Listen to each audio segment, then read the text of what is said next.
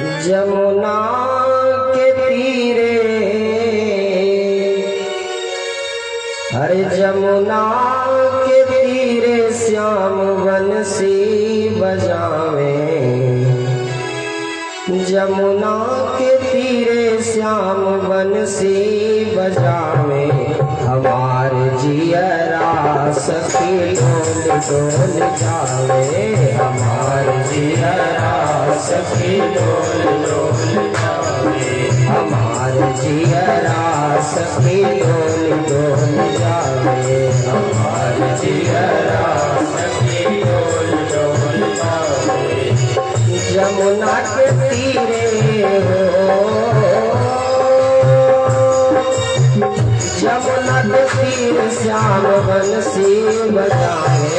हमार जियरा सखी डोल डोल जावे। हमार जियरा सखी डोल डोल जावे। हमार जियरा सखी डोल डोल जावे। हमार जियरा सखी डोल डोल जावे। मीठी मीठी तालियां बजाते हुए सब लोग आइए।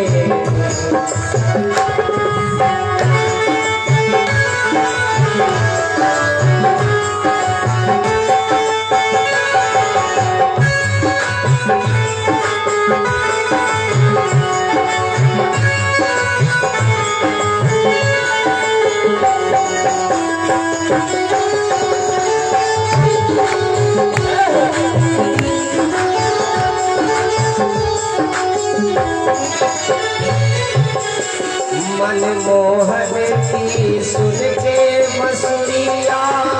मनमोहन की सुन के बसुरिया। हर भर पहरेला हमारी चुनरिया। हर भर पहरेला हमारी चुनरिया। मनमोहन की सुन के बसुरिया। मनमोहन की सुन के बसुरिया। हर भर पहरेला हमारी चुनरिया। हर भर पहरेला हमारी चुनरिया। अरे बंसी बजाए लगा, बंसी बजाए लगा हमका दोहरावे। हमार जियरा सखी डोल डोल जावे। हमार जियरा सखी डोल डोल जावे। हमार जियरा सखी डोल डोल जावे। हमार जियरा सखी डोल डोल जावे हो।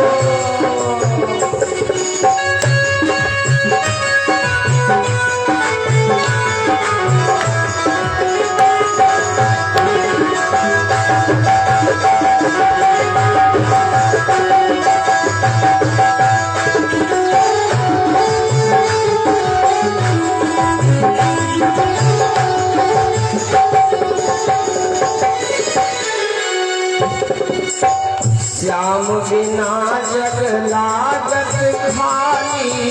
श्याम बिना जग लागत खाली।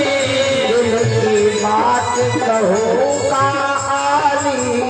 दिल की बात कहूँ का आली। श्याम बिना जग लागत खाली।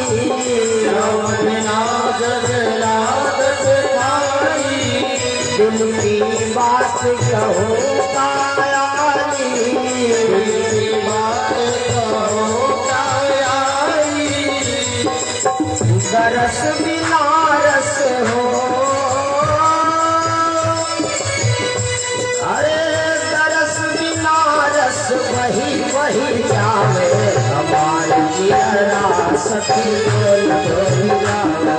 हमार जियरा सखी डोल डोल जावे। हमार जियरा सखी डोल डोल जावे। हमार जियरा सखी डोल डोल जावे।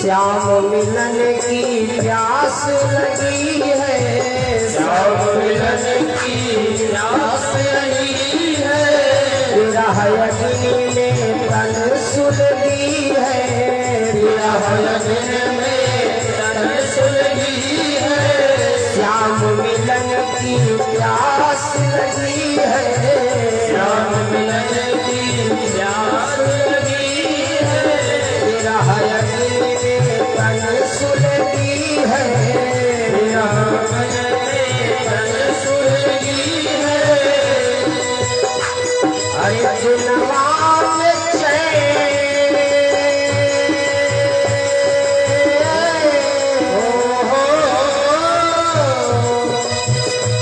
अरे दिलवा में चैन रात दियो नया है, हमारे जियरा सखी डोल जावे, हमारे जियरा सखी डोल डोल जावे, हमारे जियरा सखी डोल जावे, हमारे जियरा सखी डोल डोल जावे, अरे जमुना के तीरे हो,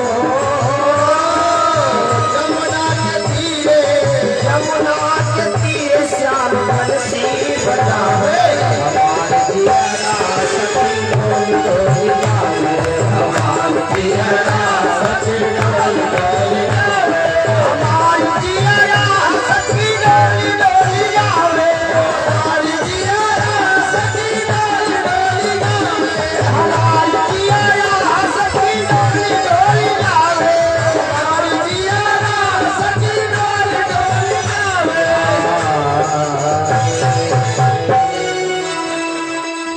बोले राधा कृष्ण भगवान की जय हो। आइए हम लोग अपने कथा प्रसंग से जुड़े बंधुओं, हस्तिनापुर नरेश महाराज परीक्षित जी को गंगा जी के किनारे परम हंसाचार्य श्री सुखदेव जी महाराज अनेकानेक कथा प्रसंग श्रवण करा रहे हैं। कल तक हम लोगों ने ये हम लोगों की वंदनीय माता जी की ओर से 21 मुद्राओं का श्रद्धा पुष्प प्रेम आशीर्वाद प्रदान हुआ है। बहुत बहुत आशीर्वाद है, व्यासपीठ से बहुत बहुत शुभकामना, मंगल कामना, आपका पूरा परिवार सुखी रहे, धन धान से समृद्ध रहे। आइए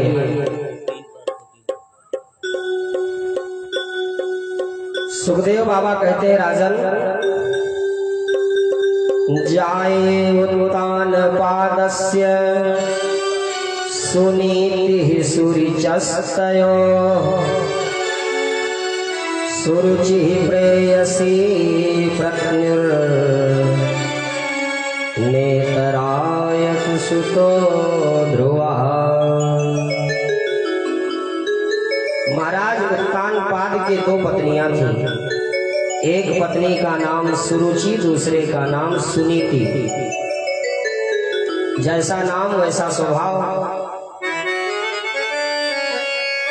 सुनीति हर कार्य नीति से करती थी, शास्त्र की जो आज्ञा है, जो शास्त्र में लिखा है उसके अनुसार करती थी।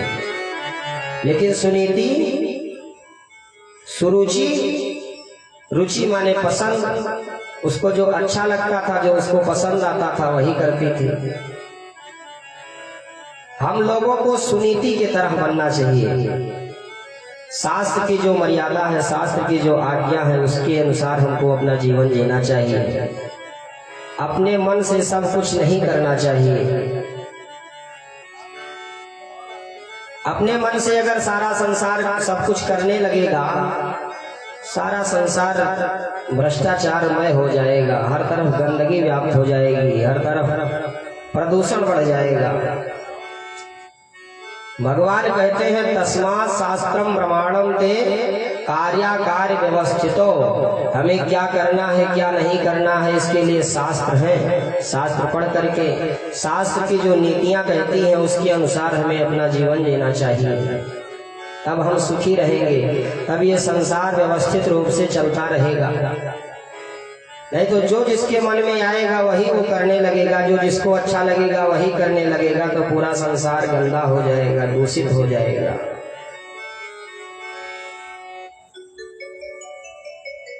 महाराज उत्तानपाद अपनी छोटी रानी सुरुचि से ज्यादा प्रेम करते थे और दोनों रानियों के एक एक बेटा। सुनीति के एक बेटा नाम था ध्रुव और सुरुचि के एक बेटा नाम था उत्तम। ध्रुव जी महाराज जैसे उनकी माता जी थी सदाचारिणी, ऐसे ही संस्कार संपन्न थे। बचपन से ही उनके मन में भगवान के प्रति अनुराग था, भगवान के प्रति श्रद्धा थी, आस्था थी, भगवत भक्त थे।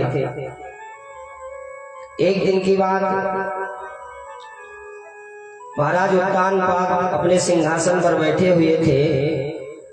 इतने में ध्रुव जी महाराज आते हैं और अपने पिताजी के गोदी में बैठ जाते हैं।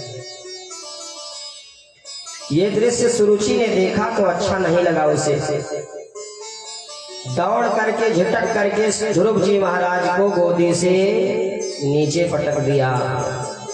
कहने लगे तुम इस सिंहासन पर बैठने के अधिकारी नहीं हो, यहाँ तुम नहीं बैठ सकते। ध्रुव जी ने कहा भैया मैं यहाँ क्यों नहीं बैठ सकता? तुम यहाँ इसलिए नहीं बैठ सकते क्योंकि तुमने मेरे पेट से जन्म नहीं लिया है, मेरी कोख से जन्म नहीं लिया है। ध्रुव जी ने कहा माँ किसका कहाँ जन्म होगा ये तो हमारे ऊपर निर्भर नहीं है, ये तो हम नहीं निर्धारित कर सकते हैं। हम कहाँ पैदा होंगे अगर ये हमारे ऊपर होता तो गरीब के झोपड़ी में कोई पैदा ना होता, सब लोग राजा महाराजा के यहाँ जन्म लेते। लेकिन 6 चीजें भगवान निर्धारित करते हैं, वो मनुष्य के बस की बात नहीं है। कौन कौन 6 चीजें हैं? गोस्वामी बाबा लिखते हैं हानि लाभ जीवन मरण जस अपजस विधि हाथ। हानि लाभ जीवन मरण यश और अपयश ये भगवान निर्धारित करते हैं, मनुष्य के बस की बात नहीं है। मैया मैं कहाँ पैदा होऊंगा या कोई कहाँ पैदा होगा ये उसके बस में तो नहीं है ना। सुरुचि ने कहा ये सब मैं नहीं जानती, अगर तुम इस सिंहासन पे बैठना चाहते हो तो तुम्हें मेरे कोख से जन्म लेना पड़ेगा। छोटे से ध्रुव जी महाराज ने कहा माँ तो इसके लिए हमें क्या करना पड़ेगा? सुरुचि ने कहा तपसाराध्य पुरुषम तस्सैवानुग्रहेण में गर्भे त्वं साधयात्मानं यदीक्षसि नृपासनम्। अगर इस सिंहासन पर बैठने की तुम्हारी इच्छा है तो तुम्हें हमारे पेट से जन्म लेकर के आना पड़ेगा और उसके लिए तुम जंगल में जाकर के तपस्या करो। तुम्हारी तपस्या से भगवान प्रसन्न हो जाए। कहा बेटा वरदान मांगो तो वरदान मांग लेना कि अब की बार हमें सुरुचि माता के गर्भ से भेजो जन्म लेकर के। बताओ कितनी बड़ी बात कही। तपस्या करना कोई आसान बात है क्या? जन्म जन्म मुनि जतन कराही, लाखों करोड़ों वर्ष तक समाधि लगा करके सिद्ध योगी ऋषि मुनि ज्ञानी ध्यानी बैठे रहते हैं, तब भी एक झलक नहीं पाते हैं। और तपस्या करने के बाद मानो भगवान प्रसन्न भी हो गए, प्रकट हो गए वरदान देने के लिए। कहा तो मांगो ये कि पापिनी के गर्भ से हमें जन्म लेकर के भेजो। ये तो ऐसे ही होगा कि आपके ऊपर प्रधानमंत्री जी प्रसन्न हो जाएं और कहे बताओ हम तुम्हारा कौन सा काम करवा दें। तो कहो सरकार हमारा राशन कार्ड बनवाए दो। आपके ऊपर कोई बहुत बड़ा अमीर व्यक्ति धनपति प्रसन्न हो जाए और कहे बताओ क्या चाहते हो, जो तुम्हारी इच्छा हो बता दो। तो कहो सरकार हमें एक बिजली भी आई दो।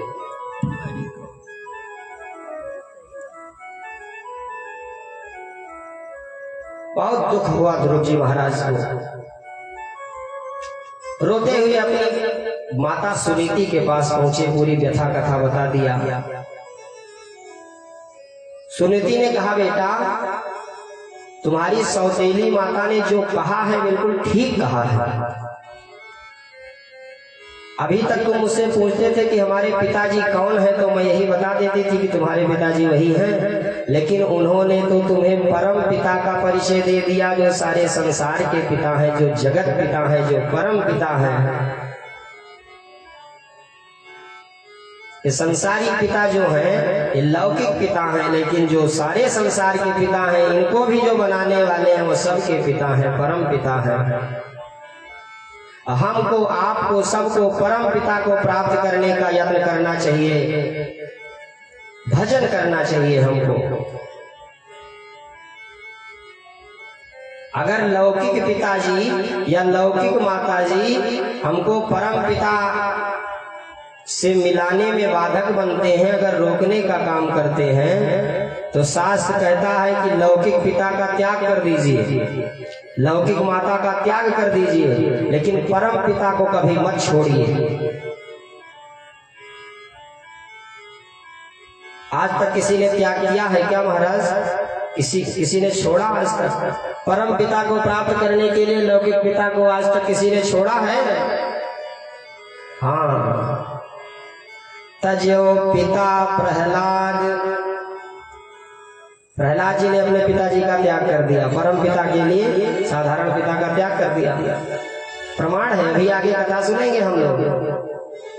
तजो पिता प्रहलाद विभीषण बंधु भरत महतारी, बलि गुरु तजो कंत वन ब्रज तजी, भेमुद मंगलकारी। प्रहलाद जी ने अपने पिताजी का त्याग कर दिया, भरत जी ने माता जी का त्याग कर दिया, विभीषण जी ने भाई का त्याग कर दिया, और वृंदावन की गोपियों ने अपने पतिदेवों का त्याग कर दिया भगवान के लिए, परम पिता के लिए।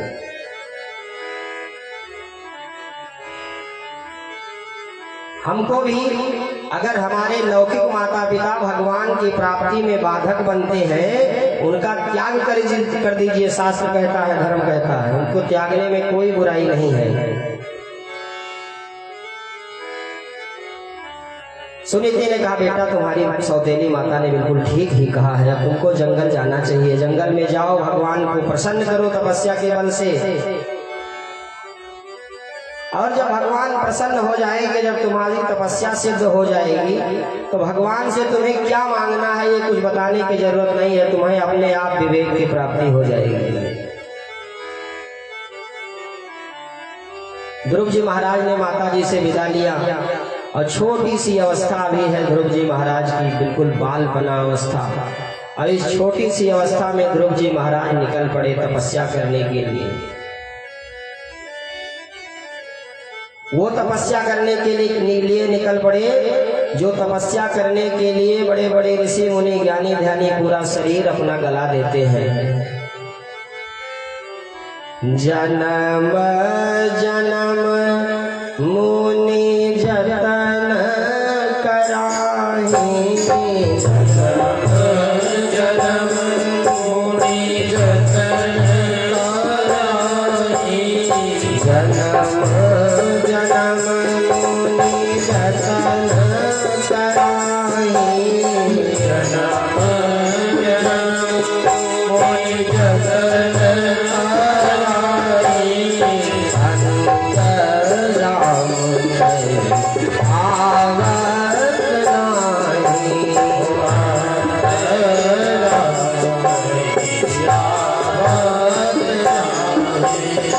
अंतर राम आवत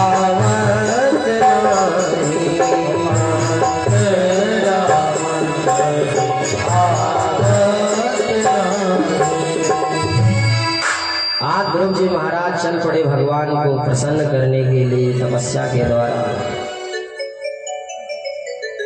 परमात्मा श्री हरि ने नारद जी को भेजा कि जाओ जाकर के पता लगाओ, ये छोटा सा बालक तपस्या करने जा रहा है, इसका वैराग्य सच्चा है कि कच्चा है।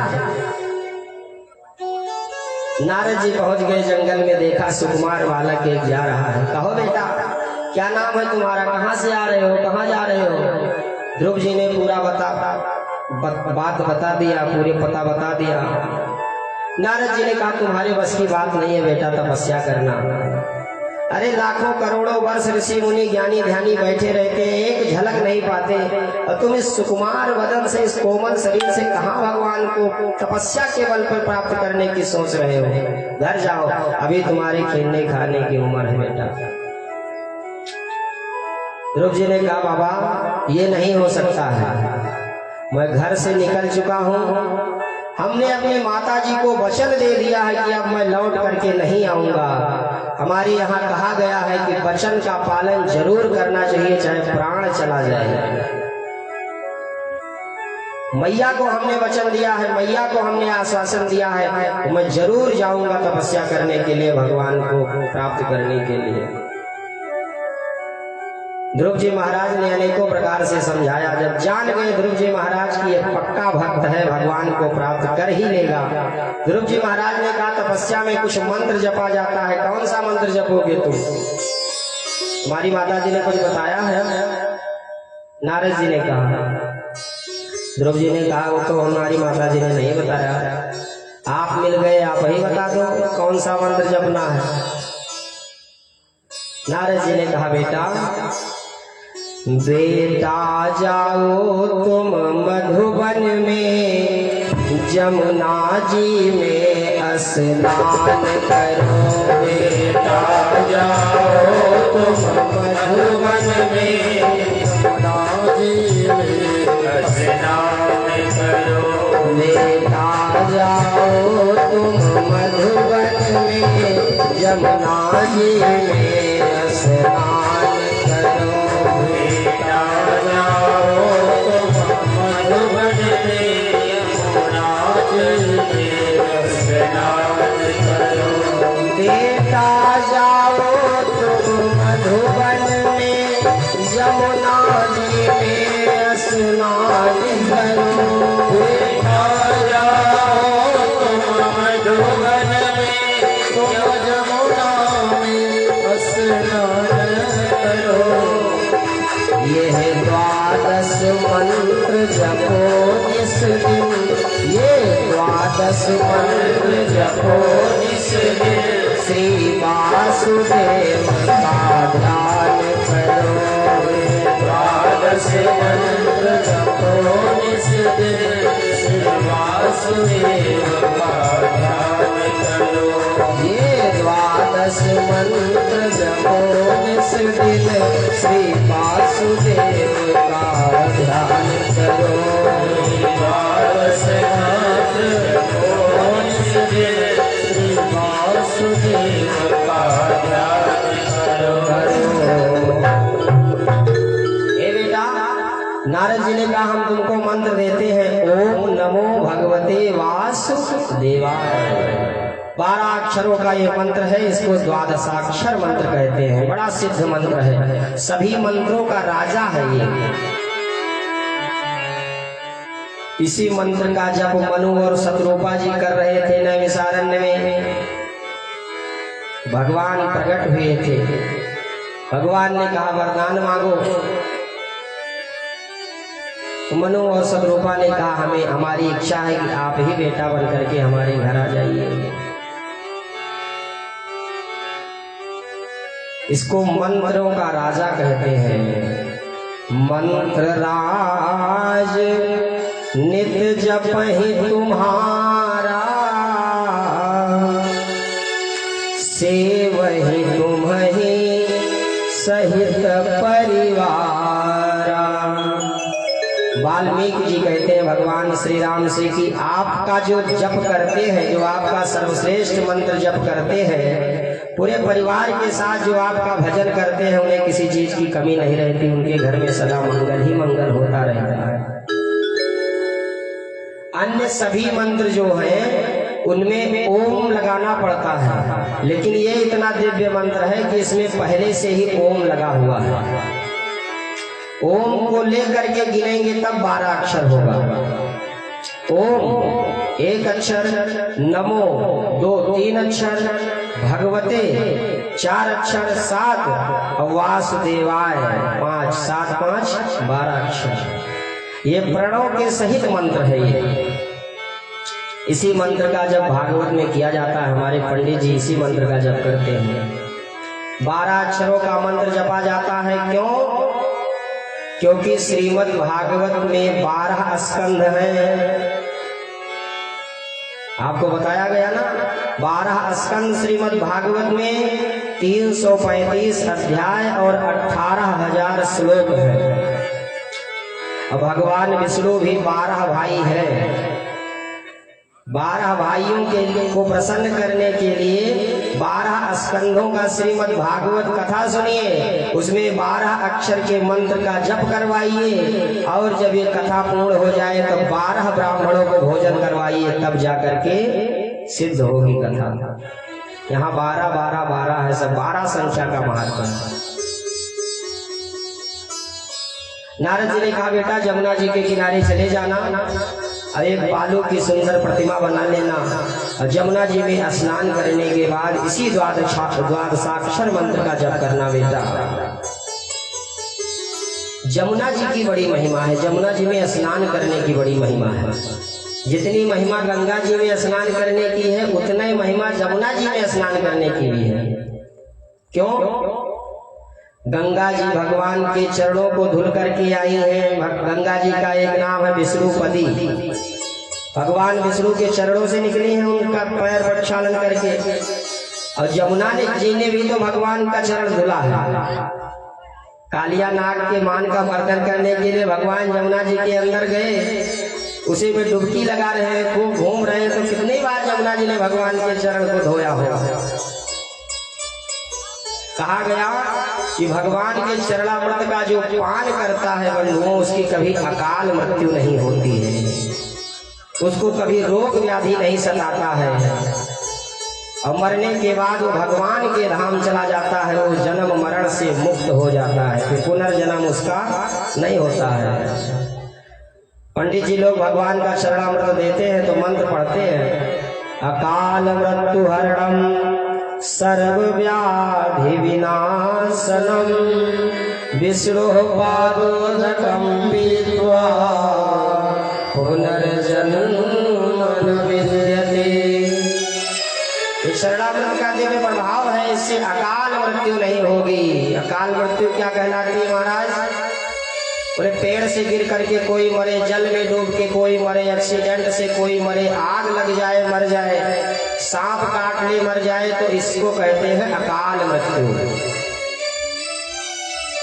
लेकिन भगवान का जो चरणामृत पान करता है उसकी कभी अकाल मृत्यु नहीं होती, और उसको कभी रोग व्याधि नहीं सताती, और मरने के बाद वो भगवत धाम का अधिकारी हो जाता है। पुनर्जन्म न विद्यते, फिर लौट करके इस धरती पे नहीं आता है। जमुना जी के बारे में कहा गया महाराज, जमुना पयः पानेन यम भीतिः कथम भवेत्।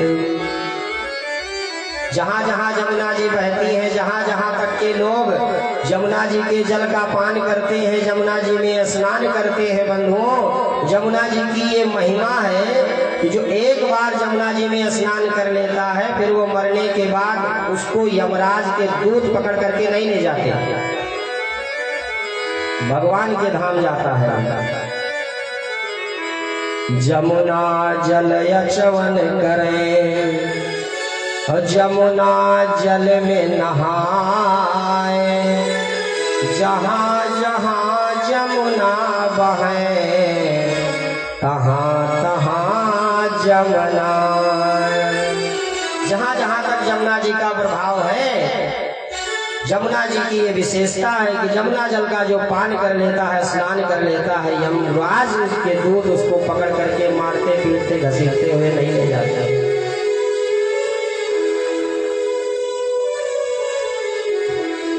जमुना जी के 2 भाई, एक भाई का नाम शनिदेव, दूसरे का नाम यमराज। एक जीते जी परेशान करते हैं, दूसरे मरने के बाद नहीं छोड़ते। एक जीते जी सतावे, दूसरे मरने के बाद वहां ले जाकर के मारे पीटे। यही काम है। एक बार यमराज जी अपनी बहन जमुना जी के घर गए।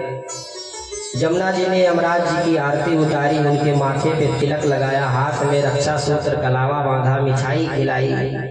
अब अपने भाई को अपने हाथ से भोजन बना करके जमुना जी ने कराया।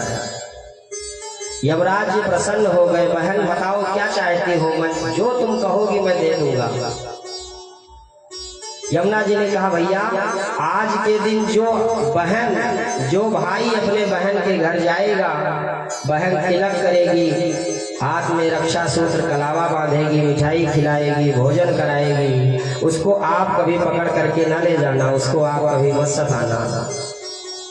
यमराज ने कहा ठीक है, यही चाहती हो, चलो हम तुम्हें वचन देते हैं, आज के दिन जो भाई अपने बहन के घर जाएगा, बहन उसका तिलक करेगी, मिठाई खिलाएगी, भोजन कराएगी, उसको हमारे दूध पकड़ करके नहीं ले जाएंगे।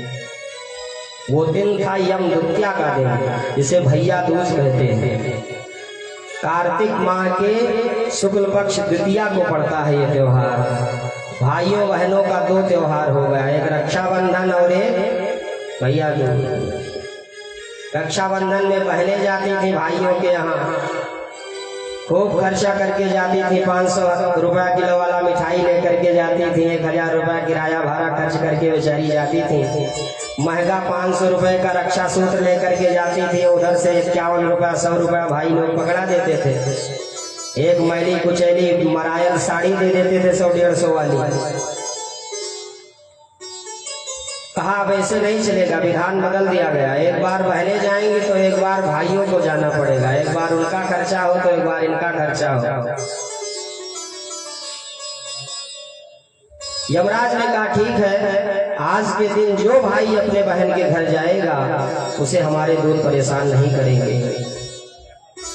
और एक मैं वचन देता हूँ, आज के दिन नहीं 365 दिन वर्ष में प्रत्येक दिन जो जमुना जी में स्नान करेगा उसे भी हमारे दूध परेशान नहीं करेंगे।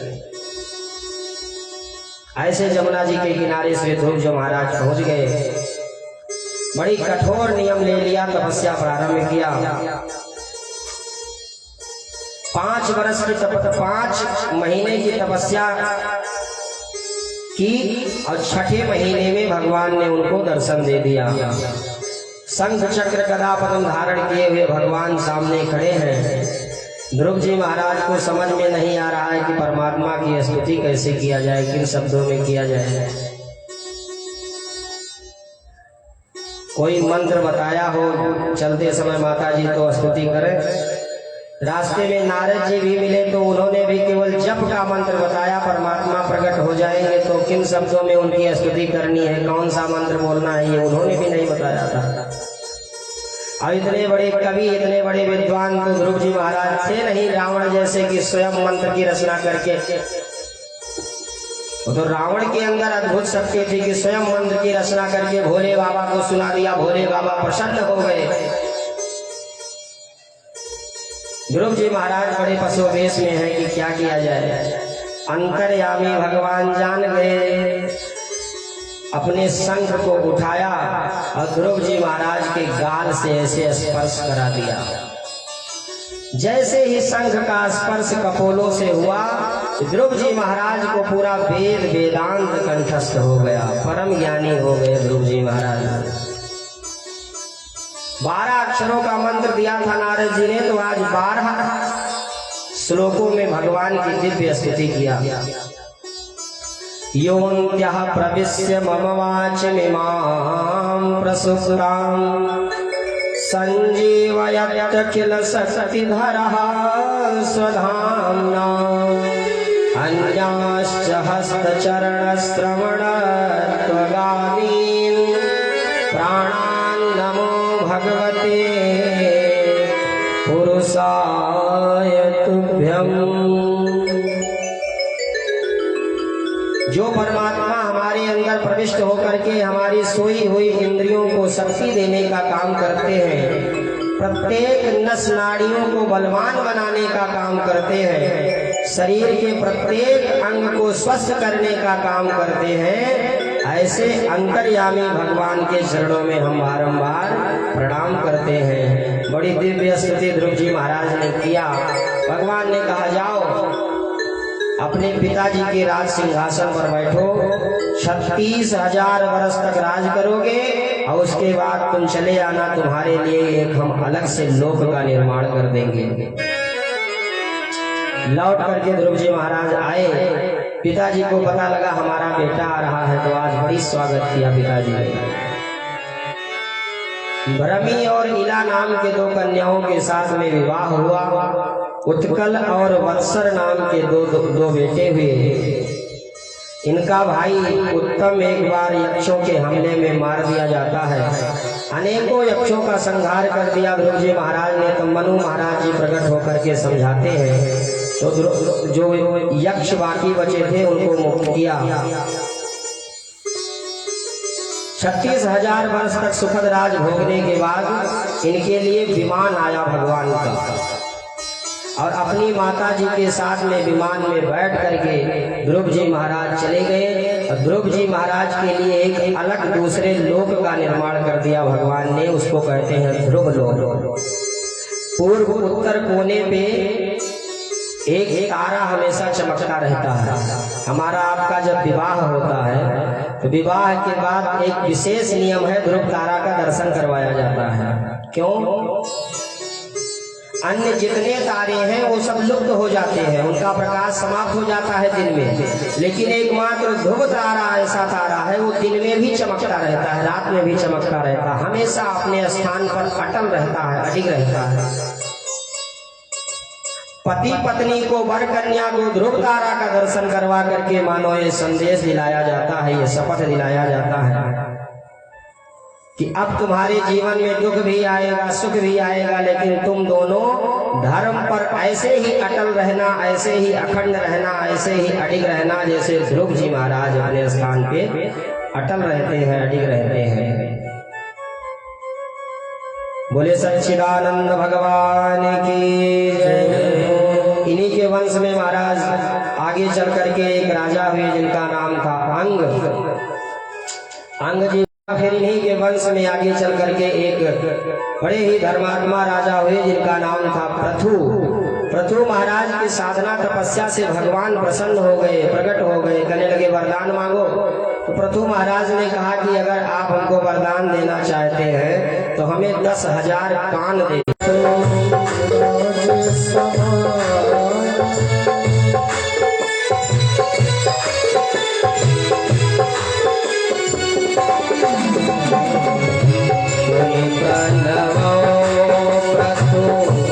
राज समाना परयग सुनाई साहस कस गाना।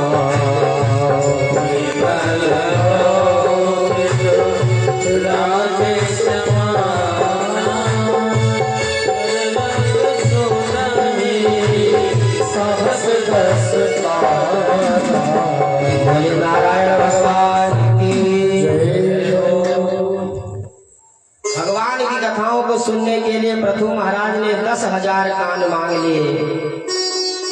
10,000 कानों से कहने लगे दो कानों से आपकी कथा सुन करके मैं तृप्त नहीं होता हूँ, लेकिन हम लोग इतनी दिव्य मंगलमयी कथा चलती है, 2 ही कान भगवान ने दिए हैं, कथा सुनने के लिए ही दिए हैं, लेकिन फिर भी हम लोग भगवान के लिए समय नहीं निकाल पाते हैं। कितना दुर्भाग्य है हम लोगों का। धीरे धीरे उम्र आगे बढ़ती चली जा रही है। अब भजन करने का सबसे मस्त समय होता है जवानी। बाबा मस्त जवानी में भजन कर, मस्त जवानी में बुढ़ापा किसने देखा है। क्योंकि चली जा रही है उम्र धीरे धीरे, चली जा रही है उम्र धीरे धीरे, चली जा रही है उम्र धीरे धीरे, चली जा रही है उम्र धीरे धीरे, पल पल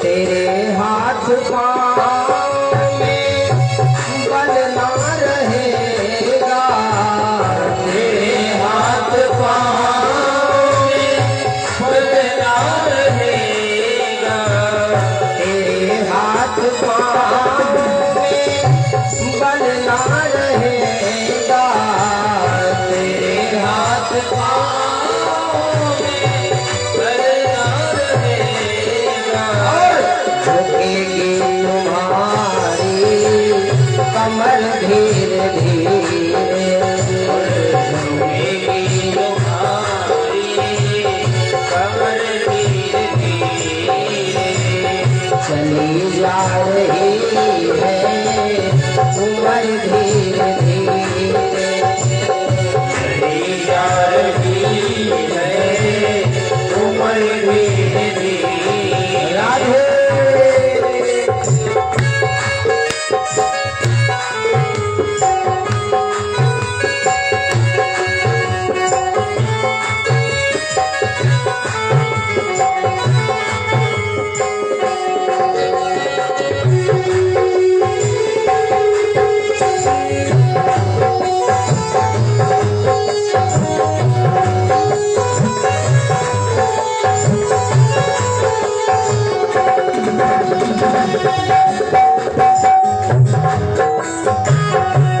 बचपन भी जाए जवानी भी जाए, बचपन भी जाए जवानी जाए, बचपन भी जाए जवानी भी जाए, बचपन भी जाए जवानी जाए, बुढ़ापे का होता असर धीरे धीरे, बुढ़ापे का होगा असर धीरे धीरे, चली जा रही है उम्र धीरे धीरे, चली जा रही है उम्र धीरे धीरे।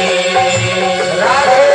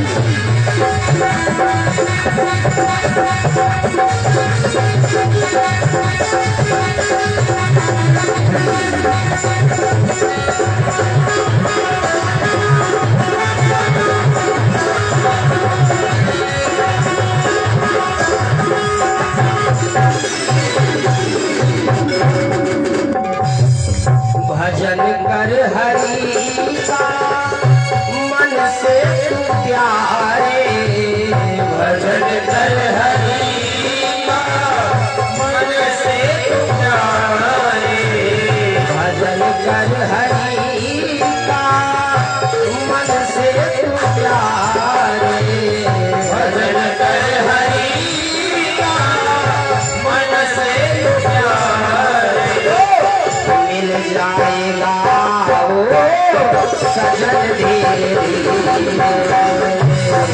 जाएगा हो सजन धीरे धीरे, चली जा रही है उम्र धीरे धीरे, जा रही है उम्र धीरे धीरे, पल पल आवाज़ हो बाहर धीरे धीरे,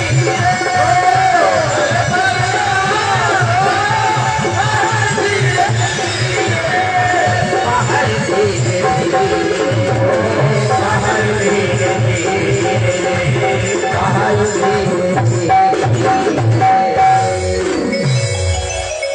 बोले भागवत भगवान की जय हो।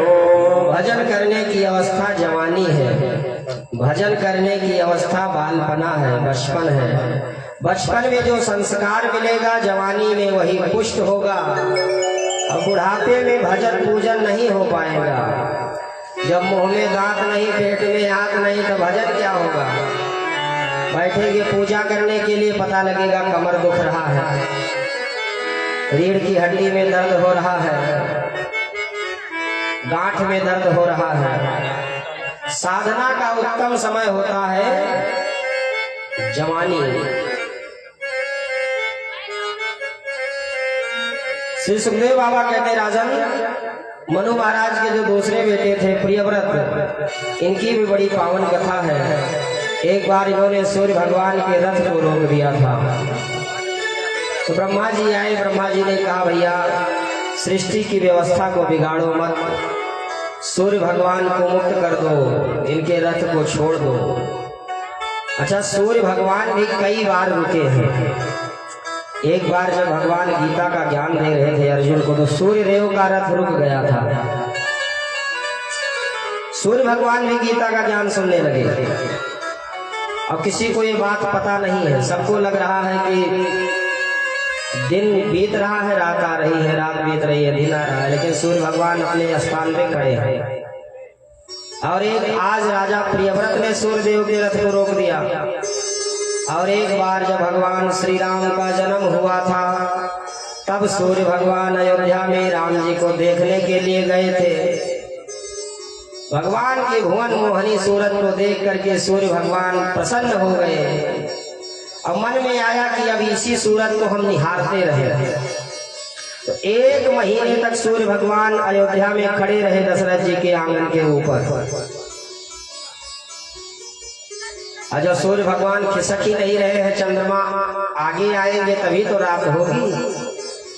1 महीने तक सूर्य भगवान अयोध्या में खड़े रहे। गोस्वामी बाबा कहते हैं 1 महीने का मानो 1 दिन हो गया, और ये भी कोई नहीं जान पाया। मास दिवस कर दिवस भाव मरब न जाने कोई।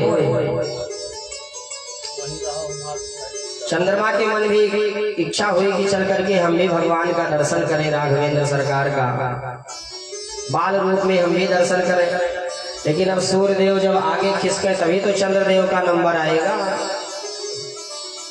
चंद्रमा ने दूर से भगवान को प्रणाम किया। चंद्रमा ने कहा प्रभु इनको कह दीजिए कि थोड़ा सा आगे खिसक जाए, हमारा भी नंबर आ जाए। भगवान ने कहा हम तुम्हारे इनके वंश में आए हैं तो इनको मन भर करके दर्शन कर लेने दो। जब हम तुम्हारे वंश में आएंगे तो तुम भी मन भर करके दर्शन कर लेना। चंद्रमा ने कहा अरे प्रभु अब आप कब आएंगे, तब तक हम ऐसे निराश उदास रहे। भगवान ने कहा तुम्हें निराश उदास होने की जरूरत नहीं है, हम आए तो इनके वंश में हैं, लेकिन अपने नाम के साथ तुम्हारा नाम जोड़ दे रहे हैं। राम जी का नाम हो गया श्री रामचंद्र। बोलो श्री रामचंद्र भगवान की जय हो। सूर्य भगवान यहाँ 1 महीने तक रुके रहे।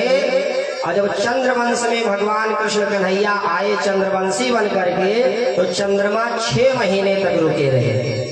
उन्होंने कहा बदला पूरा करेंगे ब्याज समेत। 6 महीने तक भगवान ने महारास की लीला की और 6 महीने तक रात्रि ही बनी रही और चंद्रमा 6 महीने तक भगवान का दर्शन करते रहे।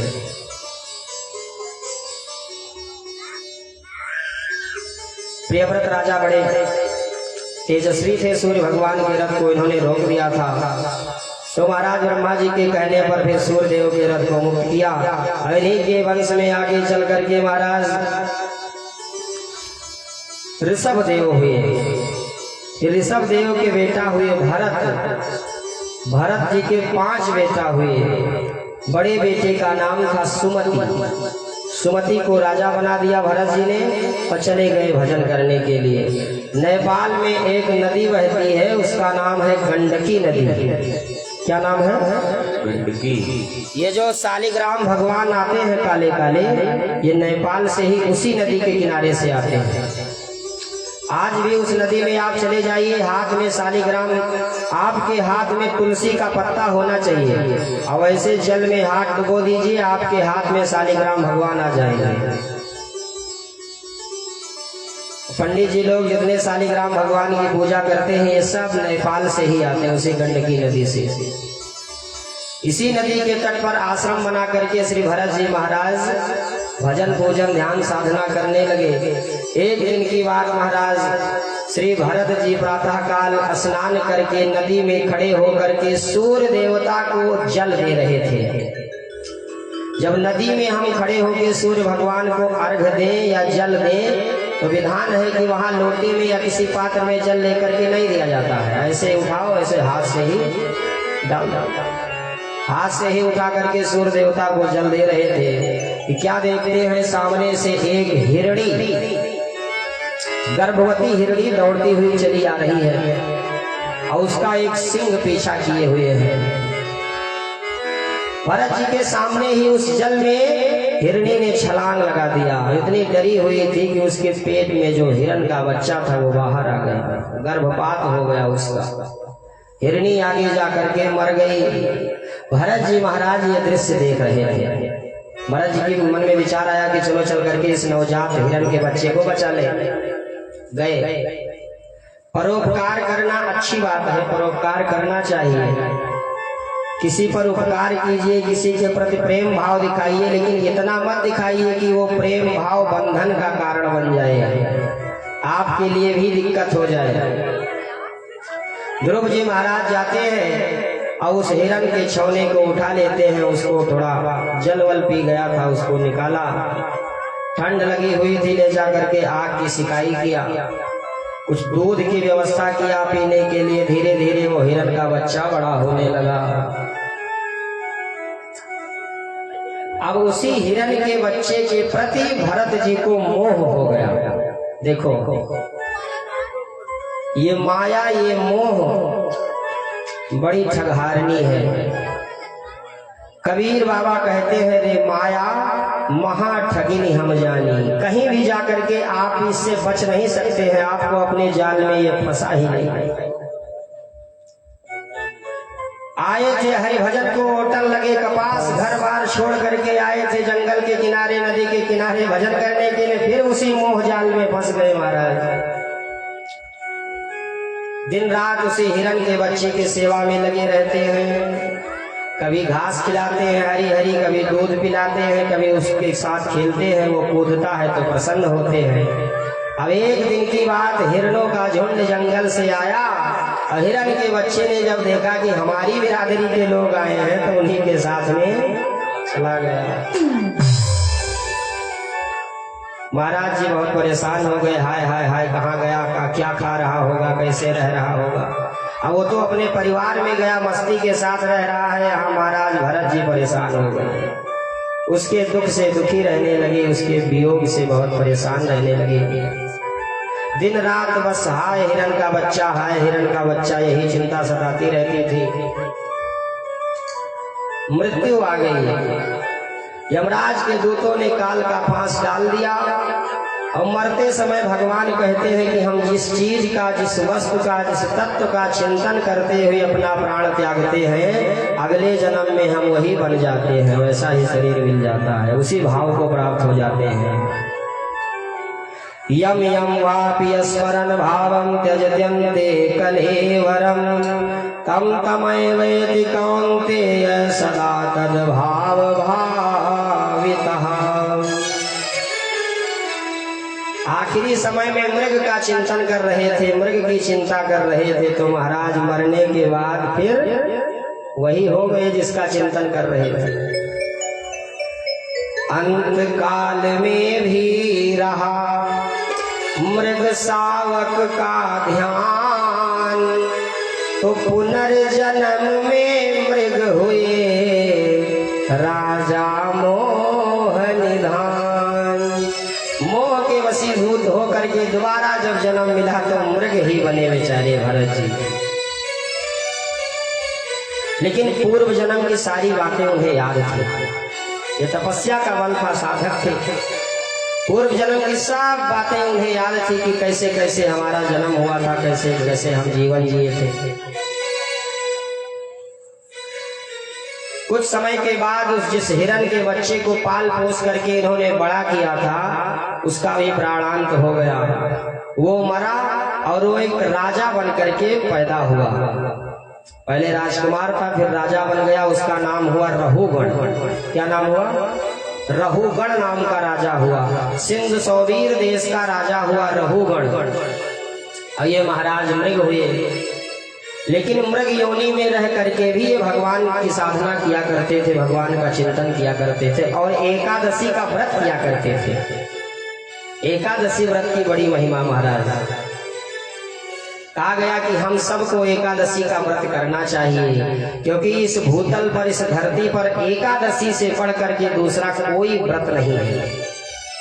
नवरात्रि, शिवरात्रि, बृहस्पतिवार, गुरुवार, शुक्रवार करेंगे तो ठीक है, नहीं करेंगे कोई बात नहीं है, लेकिन एकादशी का व्रत नहीं करेंगे तो पाप लगेगा आपको, हमको। क्योंकि एकादशी में सब पाप आकर के अन्न में बैठ जाते हैं, और एकादशी के दिन जो अन्न खाता है सब पाप उन्हीं के सिर पे जाके बैठ जाते हैं। इसलिए कहा गया कि एकादशी का व्रत अवश्य करना चाहिए। और अगर मंत्र दीक्षा ले लिया है तब तो एकादशी परम आवश्यक है। कौन सा रहा जाए महाराज, जोरी वाला रहा जाए कि अंधेरी वाला रहा जाए? दोनों। हमारे आपके घर में महिलाएं प्रपंच करती हैं कि सुहागिनों को एकादशी का व्रत नहीं रहना चाहिए। बिल्कुल गलत बात है। सुहागिनें अगर एकादशी का व्रत करेंगी तो उनका सुहाग और मजबूत होगा और अखंड होगा। माता सीता एकादशी का व्रत करती थी, माता रुक्मिणी एकादशी का व्रत करती थी।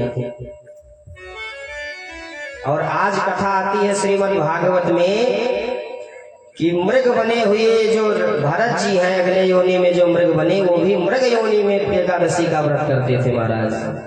सबरी मैया एकादशी का व्रत करती थी, और उसी एकादशी व्रत के प्रभाव से उन्हें भगवान मिले। उनके गुरुदेव मतंग मुनि ने कहा था कि तुम्हें भगवान एक ना एक दिन जरूर मिलेंगे। एकादशी का व्रत करती थी और भगवान का पूजन ध्यान करती थी, तो आज परम ब्रह्म परमात्मा को उनकी कुटिया खोज करके जाके उनसे मिलना पड़ा। अरे कुटिया कहाँ सबरी माँ की, रघुवर पूछी रहे। कुटिया कहाँ सबरी माँ की, रघुवर पूछ रहे। कुटिया कहाँ सबरी माँ की, रघुवर पूछी रहे। कुटिया कहाँ सबरी माँ की, रघुवर पूछ रहे।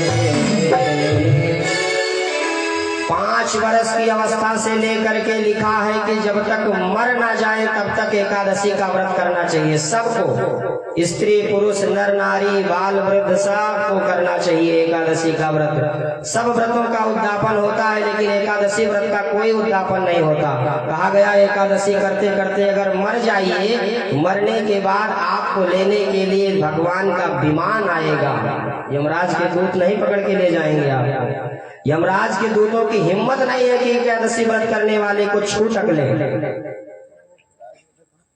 समस्त भोग समस्त ऐश्वर्य सब कुछ एकादशी का व्रत करने वाला सहज ही प्राप्त कर लेता है महाराज। इसलिए हमको आपको सबको प्रयास पूर्वक एकादशी का व्रत जरूर करना चाहिए। और कम से कम अगर कोई दिक्कत है, कोई रोगी है, दवा खाना है, या छोटे बच्चे हैं, या असमर्थ है, एकादशी का व्रत ना हो पाए तो कम से कम उस दिन घर में चावल तो ना बने। नियम बना लीजिए, एकादशी के दिन घर में चावल नहीं बनना चाहिए। नहीं तो जितने चावल खाएंगे समझ लीजिए उतने कीड़ा खा रहे हैं और पाप ले रहे हैं। सो अलग से जो एकादशी का व्रत करने वाले हैं उनका पाप निकल करके जो नहीं करने वाले होते हैं उन्हीं के सिर पे चला जाता है। और जो अन्न सेवन करते हैं एकादशी के दिन, खास करके जो चावल खाते हैं, उनके सिर पे जाके सब पाप बैठ जाता है। उनके घर में दरिद्रता का वास होता है। इसलिए सबको एकादशी का व्रत जरूर करना चाहिए महाराज। कुछ दिनों के बाद महाराज उस मृग शरीर को भी भोग दिया। अब की बार एक पंडित जी के घर में इनका जन्म हुआ, अंगिरा गोत्रीय ब्राह्मण के यहाँ। 9 भाई थे, सब पढ़ लिख करके बड़े भारी विद्वान बन गए, सब वेदाचार्य हो गए, वैदिक विद्वान हो गए। लेकिन भरत जी महाराज को पिताजी गायत्री मंत्र रटावे तो ये गायत्री का एक अक्षर भी अपने पिताजी को पढ़ करके न सुना पाए। जय जय। माता जी की ओर से 101 मुद्राओं का श्रद्धा सुमन। महामाई की कृपा सभी पर बरसती रहे, बहुत बहुत आशीर्वाद है। हमारे महाराज जी के मुखारबिंद से कुछ ये अभी आप लोग देख रहे हैं, ये रामपुर किरण पुराना हाथा से शिव पूजन कश्यप जी की माता श्री हैं, जिनके पुत्र शिव पूजन जी चेन्नई से यहाँ पोथी पाठ करवा रहे हैं। बड़ी कृपा है नारायण की कि लोग यज्ञ मंडप के बगल में बैठ करके भगवान का पूजन और कथा नहीं श्रवण कर पाते हैं। ये लोग रामपुर